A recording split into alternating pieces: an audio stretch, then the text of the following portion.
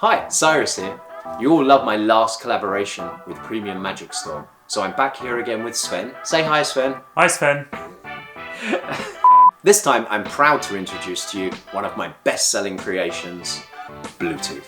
Imagine being able to perform the Haunted Deck, which can be performed completely hands-free or with spectator involvement. The Rising Card. The card from a fan or tabled spread. This card can be removed by the spectator as there are no hookups. Or the Shooting Card, where the spectator's chosen selection can fly up to 6 feet. That's 2 meters.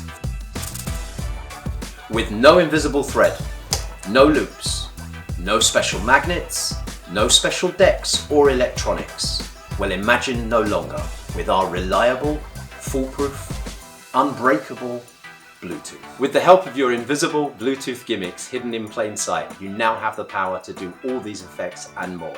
The gimmick is so invisible, you can even show it to the spectator at the start of the effect and they will never see a thing.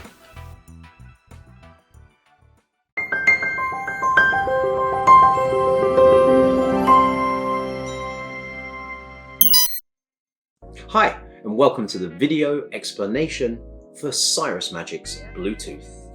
Thanks so much for purchasing this effect. Myself and Sven at Premium Magic hope you'll have a lot of fun and get a lot of use out of this wonderful card animation.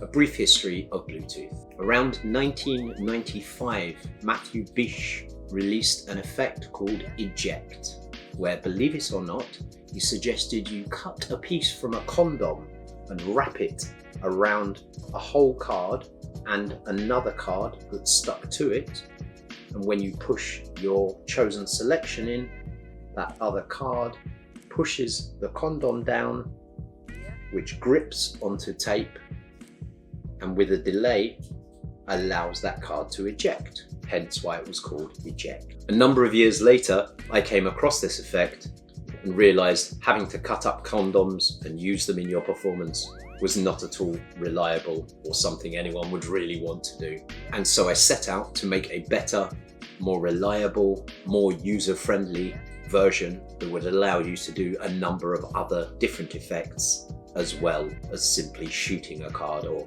ejecting it from the deck. And this is how we came by the first version of Bluetooth. So the first version of Bluetooth had a single card with my special Bluetooth thread. The Bluetooth thread matches exactly to the borders on a picture card, so it's completely invisible, even when right under close scrutiny or well-lit areas, it cannot be seen. It took me a very long time to find an exact thread that matches. This particular thread is flat. Unlike a lot of other threads which have a rounded core to them, this one is completely flat and so lays really well against the card, thus making it even more invisible and hard to see. After a few years of using this single card version to just simply eject a card, I realised that by adding a second card to the back, I could then create a number of other different animated card effects. Whenever I showed this effect to other magicians and friends, it was the one they always asked to see again immediately. But they also thought I was using loops or invisible thread hookups, and this uses nothing like that. So I knew I had a great idea on my hands and something that would fool not just lay people, but also a lot of magicians as well. In performance, if you really want to fool a magician, you could always fake mime going into a loop hookup so that they genuinely believe you're using loops when you're using nothing of the sort. Being asked to repeat the effect was never a problem, as there is nothing to break and nothing to reset. No fiddly threads or strings, and absolutely nothing else that will affect the performance. Once you have your gimmick dialed in, it will work for you for an extremely long time before you ever need to do any maintenance on it. A single gimmick can last anywhere between 4 to 6 months without ever needing you to replace anything. However, in the pack, we also provide you with approximately 1 meter of replacement Bluetooth thread. This is enough to repair your Bluetooth gimmicks around 10 times. If any is needed, you can contact myself directly or Sven at the Premium Magic Store. We also provide you with a second gimmick. The reason we do this is one is for everyday use and one is for one particular effect where you need to keep the gimmick and the braking system brand new and fresh. So your regular gimmick can be used for all of the animated effects except for the hands-off haunted deck. The hands-off haunted deck needs the fresh, clean gimmick with the strong elastic and the stronger braking system. The more you use a gimmick, the less effective the brake will be, and then the ejection will happen quicker. This is something you don't want when performing the hands-off haunted deck. And so you keep one aside to only use for the haunted deck with the hands-off variation, and the other gimmick you will use and keep in your pack and use all the time for all of your animated card effects. Let's begin by having a look at the construction of the gimmick and what you get in the pack. In each pack you will receive 2 identical Bluetooth gimmicks and a length of repair thread. Each gimmick has invisible tape holding the 2 separate cards together across the center. This means that even on close inspection, it's very hard to see this invisible tape on the face of the card. Each card also has the Bluetooth thread running through here and back out through here, as you can see here. This thread on the inside can obviously be seen, but you will never show your spectator this thread at any point during the performance. Each new gimmick also comes with a small white tab here. This is the double stick tape that makes the braking system work and allows for the slower ejection. When you first use your gimmick, you simply need to take off the white paper tab to reveal the sticky underneath. When threaded through, this Bluetooth thread is tied at the back, i.e. the inside middle of the gimmick, with 3 or 4 tight knots. They are very small and so should not affect anything you're doing whilst performing the trick, and because you will close the holes once the thread has gone through, if for example you repaired the thread, then this will stop the knot coming through the holes and showing on the outside. This thread itself is a particular type of elastic thread that's slightly rubberized. What that means is the more it grips on itself, the tighter it actually gets. So unlike other elastics and threads, it will never unravel as long as you've made those knots tight enough. Once those knots are in place, that gimmick can last up to 6 months without any need for repair. Whilst using the gimmick, you need to just occasionally check that your sticky is still sticky enough for a braking system, and also that your thread has not started to fray. You will notice when it has little extra single blue threads. This Bluetooth thread is made of around 100 strands of tiny filament threads, almost like invisible thread, but elasticated. They're tightly packed together and they are flat. So as you can see, they lay perfectly across the card. This repair material will allow you to repair the gimmicks many times before you ever need to buy anything else. And as mentioned, each gimmick can last up to 6 months without ever needing repair. We recommend when first using your gimmick, after you've peeled off the tab to reveal the sticky, that you dull the sticky a little by either taking your finger and pressing it and pulling it a couple of times, or placing it on your close-up mat. We recommend Vorst & Bosch close-up mats, the best available. or you can use your trousers or jeans in order to just dull the sticky a little. If you do not do this, you may find the delay in waiting for the card to eject could be up to 5 minutes. And let's be honest, no spectator is going to sit there for 5 minutes while nothing happens waiting for the ejection. You will need to dial in how long the perfect ejection is for whatever type of animated effect you are performing. So you will get used to, the more you use the gimmick, how quick or slow the delay will be. Once you've worn a gimmick in a little, you will find it becomes intuitive as to how long before it ejects. And you can also see a little sign before it ejects, as you will see the spectator's chosen selection start to creep out of the deck very slowly, like this. Once you see that first white edge showing, you will know that your gimmick is about to eject. There now follows a brief explanation of how to repair your Bluetooth gimmick should you ever need to. In the kit, you will receive your Bluetooth thread plus a large pin, which is perfect for doing the job. I'm in the shop today, so I'm using one of the shop tools. However, you do not need this special tool in order to replace the thread. You will start off by removing your broken or frayed thread.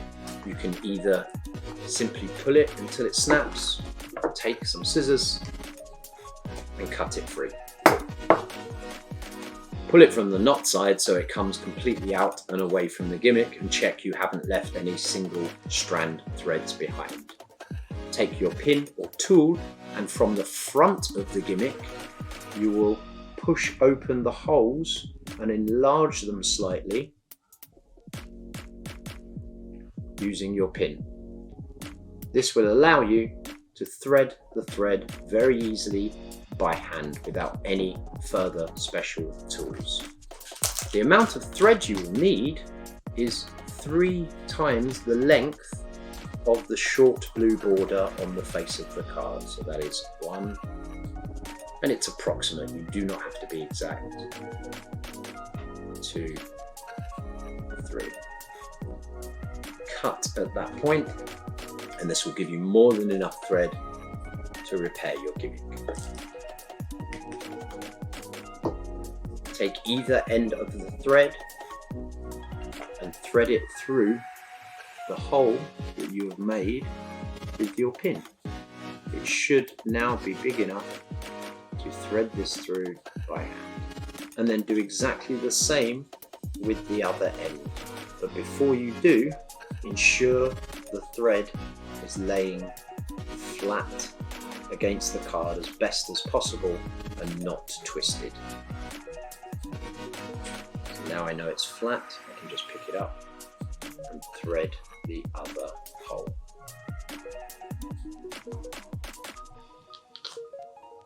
This will push through fairly easily as long as you have made the hole big enough. You now have 2 ends inside the middle of the card and a nice flat thread going across the face. Open up your gimmick, and it helps to place a deck on the rest just to keep it steady. I then take both the ends and tie it just like you would tie a shoe. So make a over and under action, and then make a knot with that. It's very stretchy, so will allow you to stretch and pull it. Make the first knot relatively tight. This first knot will be loose until you lock it in with the second knot. Once that's done, you can take the weight off, turn it sideways, which will make your life easier, and put in 1 or 2 more knots in total, always pulling it very tight when you do. Once you've done your final knot and pulled it tight, you will need to stretch out the thread before cutting off the excess to ensure that you have enough thread for the gimmick to work. The way we do this is we lay it flat, hold the card and pull the thread down all the way to the bottom and simply release. You do this about 3 or 4 times. in order to just ensure that not only are the knots secure, but also that the thread is long enough to do what it needs to. Bear in mind what's happening inside the deck as you push the card in is the thread is going diagonally to here and then sticking on the double stick brake. Eventually, pressure will release the elastic and allow it to fly upwards, ejecting your card. Once you've done this, take your scissors again, pull the threads forwards, and as you do so, trim the excess as near to the knot as you can. If you've left some frayed edges there, you may want to go back in and cut again in order to make a nice, small, clean knot. Once this is done, the only other thing you need to now do is to re-close these holes where the thread went through. So you take your pin or tool and simply push the card back in place into the hole. This will make those holes close up again, and as mentioned earlier, will stop the knot slipping through from the back to the front. This gimmick is now fully repaired. We will now look at the different animated card versions and how to perform them.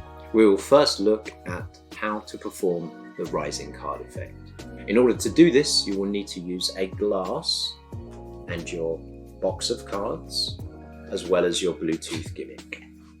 The more cards you have inside your box, the slower the card ejection will be, as there is less room for the elastic to move and allow the cards to come upwards. If you want to do a quick ejection, or even one where the card jumps out and you can learn to catch it, just like I did in the trailer, then either put less cards in the box for a quick ejection, or if you want to do the catch, do not use the box at all and simply lean the cards up against the glass. Obviously, it will take you some practice to be able to learn where you need to be in order to catch the cards. It also took me a while to realise that it's best to watch your hand and not the cards when you're trying to catch something. That way you will see the card as it arrives there, rather than looking here and then reacting there when it's too late. In order to perform, have your spectator select any card they wish. For most of the effects, your Bluetooth gimmick will start on the bottom of the deck. It can be shown to the spectator completely openly, as they will never see the Bluetooth thread running across the card. Once they have their selection, you will simply cut the deck approximately in half and open the Bluetooth gimmick. When the gimmick is new and you open it, you will occasionally hear this sound. In order to disguise that, you can either just put your thumb in and open it slower, or dull the sticky as we recommended earlier. What you will do then is take your spectator's chosen selection and place it diagonally into the Bluetooth thread, just like so. Obviously, you will never show this view to the spectator. Once the card is set into the thread, you simply push downwards on the card, keeping a grip with your fingers on the edges and your thumb on the opposite side. If I release that grip, this card will eject immediately. And that's why you keep your grip on the left and the right. Push in from the top, and once the card is as square as it can be, bear in mind it has the elastic now running under it and behind it, so it will never perfectly square up, but as square as it can be, you will then squeeze the brake. The brake is always over here on the right, unless you are performing the hands-off haunted deck, where it will be on the left. We will explain this later. Once you have squeezed the brake, this will now hold that chosen selection in place, and you can then push your finger onto the top just to keep everything still in as you place the cards back in the box. I then go back to the brake with my thumb so that I can take my hand off the box. This way, it's never going to release too early. Introduce your glass, place the deck in the glass and make sure the lid is out of the way as you get yourself or the rest of the table to gesture at the cards. This gesturing will allow you to buy a little time so that you have enough time for that card to release from the sticky break and rise up out of the deck. So I asked them to make a noise such as widdly, widdly, widdly, widdly, and wiggle their fingers towards the pack. This will allow everyone on the table to have a bit of fun while they're doing the widdly widdly. And as I say, this allows you to have that time delay whereby the card will eject slowly, spookily, and eerily. If you want it to come out quickly, like this one just did, you put less cards inside the box. Less cards in the box means more room for the gimmick to move inside the box. You can then pull the card straight up and it will not bring anything with it as it's not hooked. However, when you do, place your fingers across the deck as you pull the card out. This will ensure that you don't bring the threaded card with the chosen selection. In order to do that same effect, but where the card jumps, don't use the box, but set it in exactly the same way. So place the card in at a diagonal, push it down, square it. So if you want the delay to be shorter, don't squeeze the brake as hard. If you want it to be longer, really squeeze the brake and this will make the delay much longer. You can then lean the deck at an angle against the glass or bottle or whatever you have to hand on the table, but make sure you put it at quite a fair angle, because if you stand them up, the pressure of what's happening inside will make the cards in front fall forwards and reveal your gimmick. So what I suggest you do is go for a 45-degree angle against whatever you're leaning. So once the card is in, you squeeze the brake, you lean at a 45-degree angle and wait for the card to do its ejection. You know where it's coming from, so you can watch and see. And also, as I said, keep an eye on your hand so that when that card is ready to eject, you will be in the correct position to catch it, just like this. In order to perform from a tabled or hand spread, rather than placing the spectator's chosen selection inside the gimmick and against the sticky break, you will place the selection in front of the gimmick, because you yourself will be controlling the speed of the ejection with your hand pressure. So once the card has been placed in again, it's just your hands stopping it from ejecting by keeping pressure on the edges or the top of the deck. If I don't have that pressure, that card will come up immediately. So once the card is in, you keep the pressure on as you fan the deck. I can now release and put pressure back on the cards by using my thumbs and my fingers to put pressure on or release pressure from the deck. As soon as I start to release, you will see the card comes out. You can make it come out slowly by keeping more pressure on, or release pressure and allow it to come out quicker. Once this card is ejected as far as it will go, you can gesture towards the spectator. They can then take that card because it's not attached to anything. So in order to do that same effect, but with a tabled spread, you would once again place their chosen selection in front of the gimmick.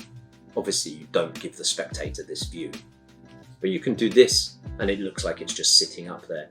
I'll quite often make a joke about how you can't see any marks on the back of the card, and then turn it back to them and say, I'm getting a red 5 or a blue, no, it's definitely a red. And you will get a lot of laughs from this moment, because obviously half of the crowd will notice that you looked directly at the card. But believe it or not, half of the people you're performing to won't even notice, which makes it funnier for the people who did.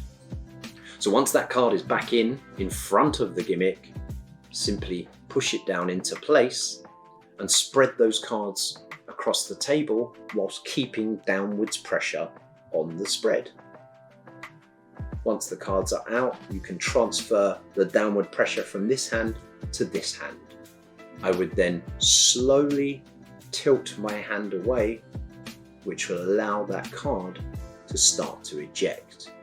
If at any point you wish to stop, you just put the weight back on ever so subtly with your thumb, and this ejection will pause. You can then say there's nothing above, no threads, etc., etc., whatever suits your pattern.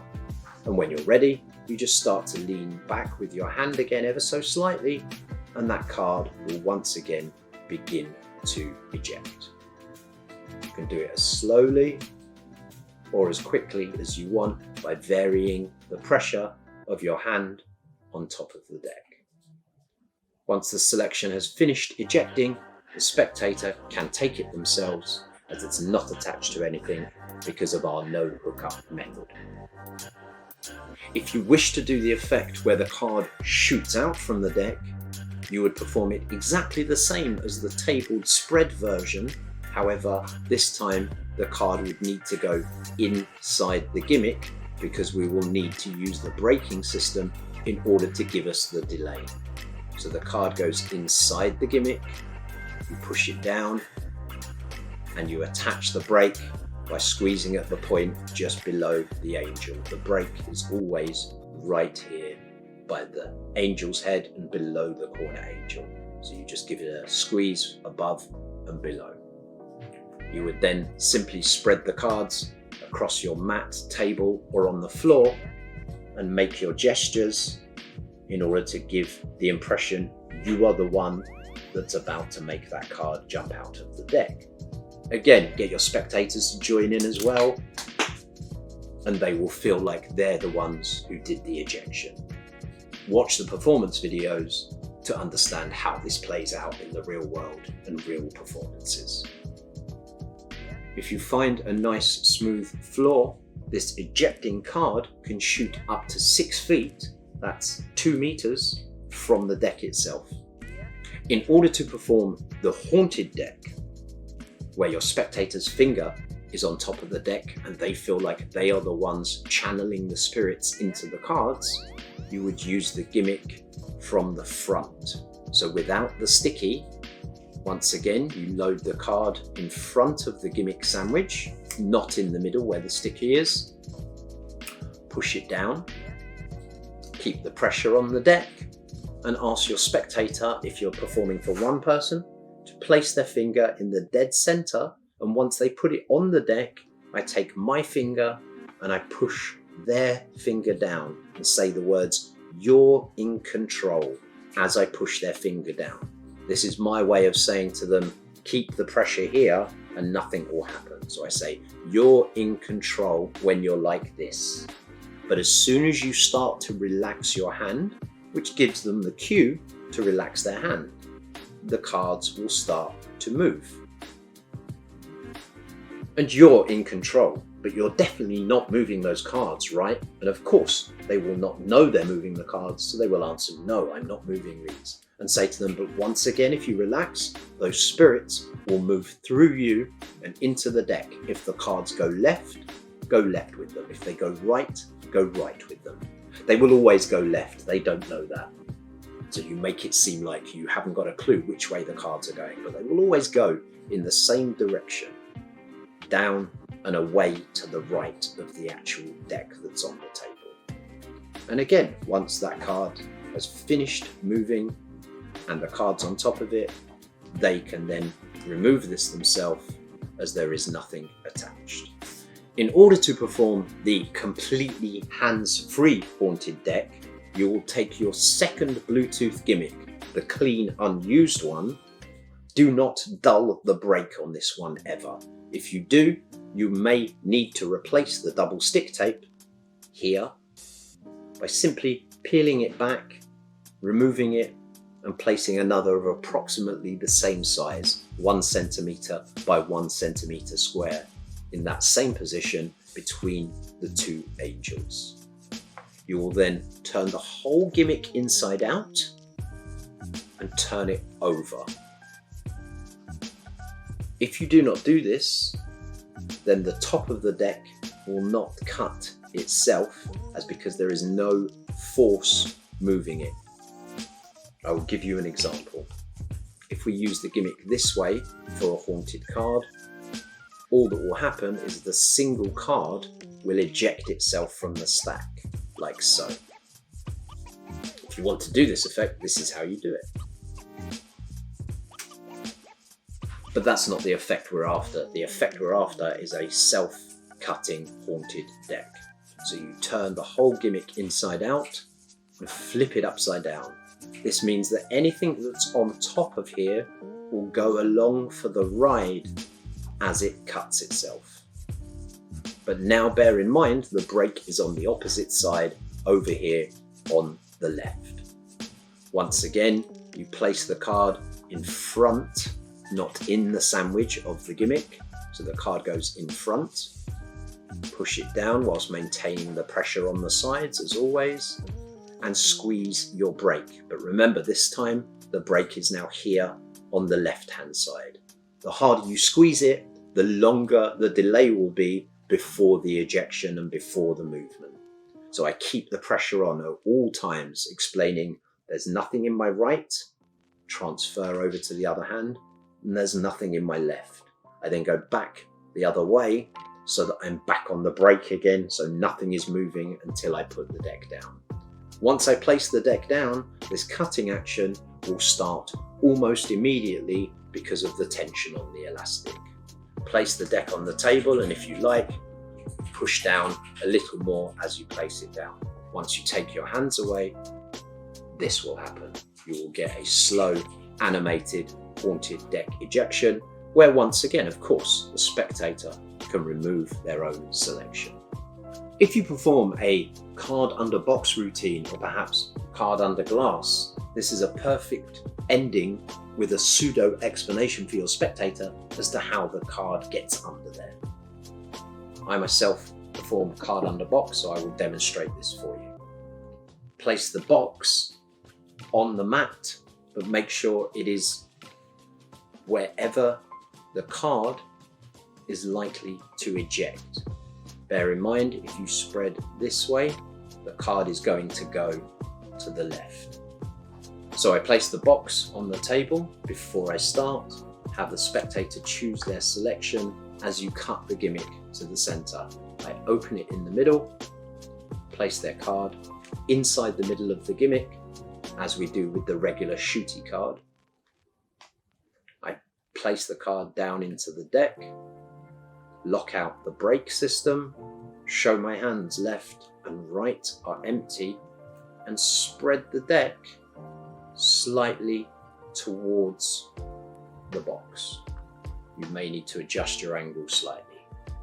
When that, send that card with your widdly interaction underneath your chosen glass, just like slow.